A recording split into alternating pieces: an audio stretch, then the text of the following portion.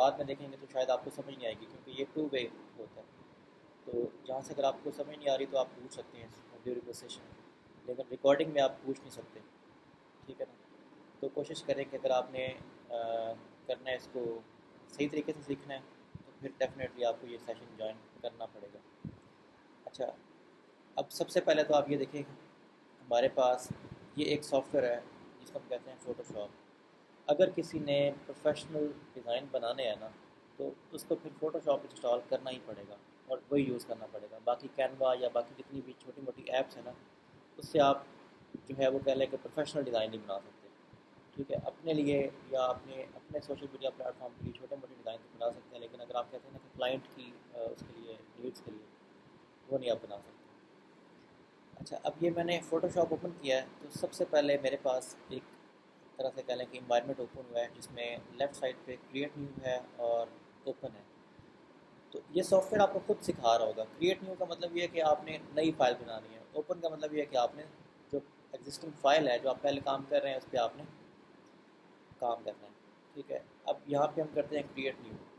अब जैसे मैं क्रिएट न्यू करता हूँ ना, तो वो मुझसे पूछता है कि जी आपने बनाना क्या है। ठीक है, डेफिनेटली जो भी चीज़ आप बना रहे हैं, फॉर एग्जांपल आप सोशल मीडिया के लिए डिज़ाइन बना रहे हैं, आपने कुछ एडवर्टाइजिंग मटेरियल बनाना है, जिस तरह कुछ कैंडी वगैरह है या कोई भी ऐसी चीज़ है, तो जब तक आप एक्यूरेट उसका साइज़ नहीं देंगे, डायमेंशन नहीं देंगे, तो वो चीज़ आपकी एक्सेप्टेबल नहीं होगी। ठीक है, मतलब ये नहीं हो सकता है कि आपने सोशल मीडिया पर पोस्ट लगानी है और आप उस कैंडी के साइज़ का बना दें। ठीक है, तो वो पॉसिबल नहीं हो सकता। ठीक हो गया? अच्छा, आप लोगों को मेरी आवाज़ आ रही है?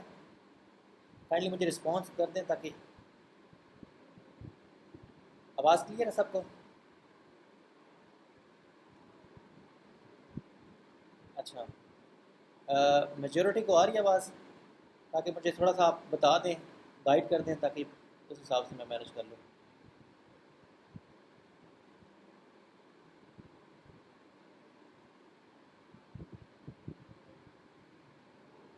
ठीक है।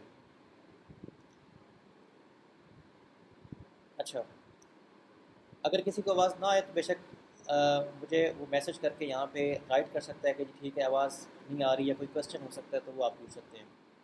कोशिश करेंगे जो क्वेश्चन है, जब मैं आपको कहूँ तब आपने क्वेश्चन करना है, ताकि ये कि वो फिर एक तरह से कह लेंगे कॉन्टीन्यूटी रहे।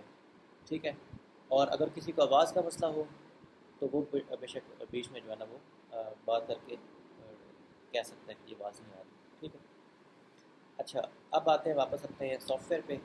तो मैं आपको बता रहा था कि सबसे पहले हमने सही डायमेंशंस रखनी है। अब डायमेंशंस क्या है? बेसिकली उसकी हाइट और विड्थ है। ठीक है, अब अगर आप देखें तो ये ज़ाहिर बात है विड्थ है और ये हाइट है, लेकिन ये पिक्सल्स में है। एक चीज़ आपने याद रखनी है कि जब भी आप कोई भी चीज़ डिजिटल प्लेटफॉर्म के लिए बना रहे हो, तो आपने पिक्सल्स में उसका साइज़ रखना है। और अगर आपने कोई चीज़ प्रिंट करवानी हो, तो वो आप इंचज़ में, सेंटीमीटर में या मिलीमीटर में आप कर सकते हैं। ठीक है, ये चीज़ एक चीज़ आपने याद रखनी है। अब लेट्स सपोज हम आज कोशिश करते हैं कि एक बनाएंगे विजिटिंग कार्ड और एक बनाएंगे सोशल मीडिया पोस्ट। ठीक है, उसको हम देखते हैं कि जी वो हम उसके लिए क्या साइज़ होता है। उसमें कोई रॉकेट साइंस तो नहीं है कि आपको ये जो है ना कोई मुश्किल बात है। सिर्फ आपने करना क्या है, अगर आपको नहीं पता, ठीक है, तो आप बेशक गूगल पे जाएं और यहाँ पे लिखें विजिटिंग कार्ड साइज़। ठीक है, अब ये देखिए उसने साइज़ आपको बता दिया। ठीक है, सिंपल सी। अगर आपको नहीं पता, लेट्स सपोज स्टैंडिंग साइज़, ठीक है, इन इंचज़ या इन फीट आप लिखें। ठीक है, अगर आप इंचज़ लिखते हैं तो ये देखें 24 बाई 60 इंचज़। ठीक है, ये चीज़ आपने याद रखनी है, ये स्टैंडिंग का साइज़ है। तो कोई भी जो आप डिज़ाइन बना रहे हैं, फॉर एग्जांपल आप बनाते हैं जी ब्रोशर साइज़ इन इंचज़। ठीक है, तो सारी की सारी आपको डायमेंशन यहाँ पे मिल जाएंगी। ठीक है, यहाँ पे हम लिखते हैं जी साइज़। ठीक है। अच्छा, अब यहाँ पे आप देखें तो ये हमारे पास साइज़ आ गई है। तो जो मोस्ट इंस्टाग्राम का जो जेनेरिक साइज़ है वो है 1080 बाई 1080 पिक्सल्स। ठीक है, अब आपने करना है क्या है कि इसमें कोई याद रखने वाली या कोई इसमें ऐसी चीज़ नहीं है कि आपको लगे ना कि ये पता नहीं हमने जो है वो कह लेंगे हमें कोई रट्टा मारने की ज़रूरत है। सिंपल आपके पास अगर इंटरनेट हो, कंप्यूटर हो और ये सॉफ्टवेयर हो, ठीक है, तो आप इजीली हर एक तरह की डिज़ाइन बना सकते हैं। अब यहाँ पे हमारे पास है जी विड्थ है। अब अगर हम सोशल मीडिया पोस्ट बना रहे हैं, ठीक है, हम यहाँ पे सबसे पहले लिख देंगे सोशल मीडिया पोस्ट, ठीक है, जिस कंपनी के लिए बना रहे हैं। फॉर एग्जांपल हम कहते हैं कि हम बना रहे हैं यू फोन के लिए बना रहे हैं, ठीक है, या कोई भी एक्स वाई जी कंपनी हो सकती है, ठीक है। अच्छा, अब उसका साइज़ क्या होगा? 1080 by 1080, ठीक है। इस तरह हमने यहाँ पे गूगल पे देखा है जो 1080 by 1080। अब सिंपल हमने, लेकिन एक चीज़ याद रखें कि ये आपने लाजमी, क्योंकि अगर आप 1080 by 1080 इंचज़ में कर देंगे तो वो फिर बड़ा मसला हो जाएगा। फिर आपका जो है ना सिस्टम हैंग हो जाएगा और आप मुझे कहेंगे कि नहीं हमारे सिस्टम तो हैंग हो गया, या हमारा सिस्टम इतना कैपेबल नहीं। एक्चुअल में आपने डायमेंशन में गलती की थी। तो ये चीज़ आपने याद रखनी है कि आपने पिक्सल्स में करना है, ठीक है। उसके बाद आ गया जी आगे रेजोल्यूशन। रेजोल्यूशन आपने सुना होगा कि अक्सर लोग कहते हैं ना कि जी हाई रेजोल्यूशन है मुझे या लो रेजोल्यूशन है। बेसिकली रेजोल्यूशन आप यहाँ पे खुद डिसाइड कर रहे हैं, ठीक है। रेजोल्यूशन क्या है? क्वालिटी है, ठीक है। आपने खुद क्वालिटी डिसाइड करनी है। तो इसमें सिंपल आप एक चीज़ याद रखें कि अगर आप डिजिटल डिज़ाइन कर रहे हैं, ठीक है, जिस तरह आप सोशल मीडिया पोस्ट है, हमने प्रिंट तो नहीं करनी ना, हमने सिर्फ डिजिटली अपने प्लेटफॉर्म पे शेयर करनी है, तो इसके लिए 150 है। और अगर आपने कोई चीज़ प्रिंट करनी हो तो उसके लिए आप 300 कर सकते हैं, ठीक है, 300। अब ज़ाहिर बात है सोशल मीडिया पोस्ट है तो हमने प्रिंट नहीं करनी, उसके लिए 150 एनफ है, ठीक है। उसके बाद आ जाते हैं कलर मोड है, ठीक है। अब कलर मोड में क्या है कि ये हमारे पास बिट मैप, ग्रे स्केल और RGB। ग्रे स्केल तो आपको पता है कि ब्लैक एंड वाइट इमेज होता है। अगर आपने न्यूज़पेपर के लिए कोई चीज़ बनानी हो जो कि आपको लगता है कि जी हमारी ये प्रिंट होगी, ब्लैक एंड वाइट प्रिंट होगी, या कोई आप पम्फलेट इस तरह का बना रहे हैं जो सिंगल कलर का है, तो फिर आप ग्रे स्केल में करेंगे। और अगर आप डिजिटल प्लेटफॉर्म के लिए कर रहे हैं तो फिर आप RGB में करेंगे। और अगर आप कोई चीज़ प्रिंट करवानी है तो आप फिर CMYK में करेंगे। अब RGB stand for red green blue, जैसे कि इनसे ही सारे कलर मिलकर बनते हैं। अब ये एक लंबी लंबी चौड़ी साइंस है। आप सिर्फ ये याद रखें कि RGB फॉर डिजिटल प्लेटफॉर्म और CMYK फॉर प्रिंटिंग पर्पज़। अगर आपने कोई चीज़ प्रिंट करवानी है तो आप CMYK रखेंगे। अब जिस तरह ये सोशल मीडिया पोस्ट है वो हमने प्रिंट तो नहीं करवानी, डेफिनेटली हम RGB में करेंगे, ठीक है। बाकी आपका ये बैकग्राउंड जो है वो वाइट कलर का डिफ़ॉल्ट बैकग्राउंड होगा, क्योंकि आप कोई भी बैकग्राउंड रखते हैं तो आप खुद इरिटेट होंगे। तो जो हमारा डिफ़ॉल्ट बैकग्राउंड होगा, जो कैनवस का कलर होगा, वो वाइट ही होगा, ठीक है। इसको हम कर देंगे ओके, ठीक है। अब एक तरह से कह लें कि हमारा ये कैनवस रेडी है, ठीक है। अब यहाँ पे हमने कोई भी चीज़ डिज़ाइन करनी है ना, वो हम इस कैनवस पे डिज़ाइन कर सकते हैं। अब ये ना पूरा है आपके सामने एक इन्वायरमेंट ओपन हो गया। आप अगर इस इन्वायरमेंट को समझ गए ना, तो इसका मतलब है कि आपके लिए डिज़ाइनिंग आसान हो जाएगी। कैसे?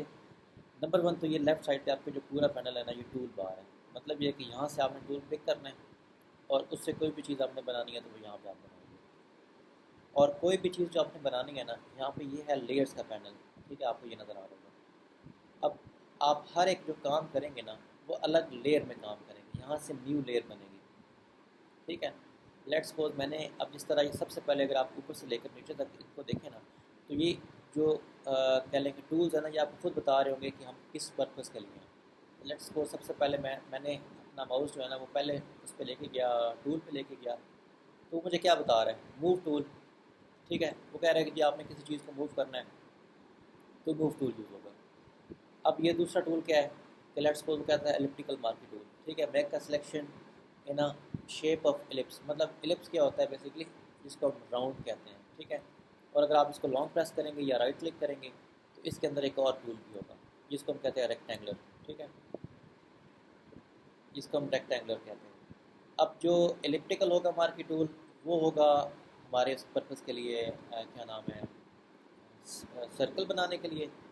और जो होगा रेक्टेंगुलर मार्की टूल, वो होगा रेक्टेंगल बनाने के लिए, ठीक है। सिंपल सा। अब आपने करना क्या है, बल्कि ये आपको ना खुद ही सिखा रहा है। ये देखें, अगर आप माउस लेके जाते हैं ना, shape of an ellipse, ellipse का आपको पता होना चाहिए कि ये क्या चीज़ है। और अगर आप इसको लॉन्ग प्रेस करते हैं या राइट क्लिक करते हैं तो ये रेक्टेंगुलर मार्की टूल है, ठीक है। अब रेक्टेंगुलर मार्की टूल का मतलब क्या है कि आपने रेक्टेंगुलर बनाना है, सिंपल।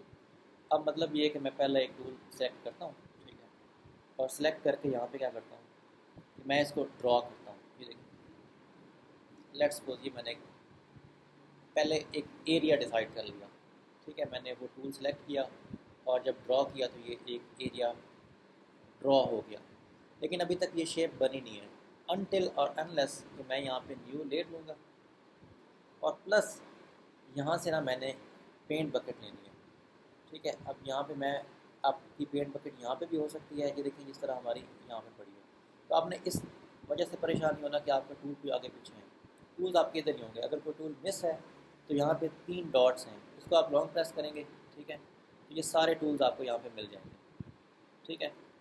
वो वन बाय वन हम करेंगे, पहली बात आपको आइडिया हो जाएगा कि टूल्स क्या काम कर रहे हैं। अभी जिस तरह ये देखें मैंने यहाँ पे दूसरा टूल जो सिलेक्ट किया ना, जिस तरह अगर आप किसी ने पेंट बकेट यूज़ की हुई है ना पहले ऑलरेडी पेंट में, MS जो विंडोज़ में जो पेंट छोटा सा सॉफ्टवेयर था, उसमें हम क्या करते थे कि एक पेंट बकेट लेते थे, ठीक है। अब हमने क्या करना है कि यहाँ से कलर सेलेक्ट करना है कि कौन सा हमने कलर की ये शेप बनानी है। लेट्स सपोज मैं कहता हूँ कि हमने इस कलर की शेप बनानी है, तो ये देखिए मैं इसको ओके करूँगा। मेक श्योर कि आपकी नई लेयर बनी हो। आपने बैकग्राउंड पे सारा काम नहीं करना, न्यू लेयर लेने का मकसद ये है कि ताकि आप जब भी कोई काम कर रहे हों, अगर आपको बाद में लगे कि इसको चीज़ को रिमूव करना है तो ये ना होना कि आपने एक लेयर पे सारा काम किया और आपने रिमूव करें और सारी लेयर रिमूव, या आपने उसको रीसाइज़ करना हो तो फिर आप रीसाइज़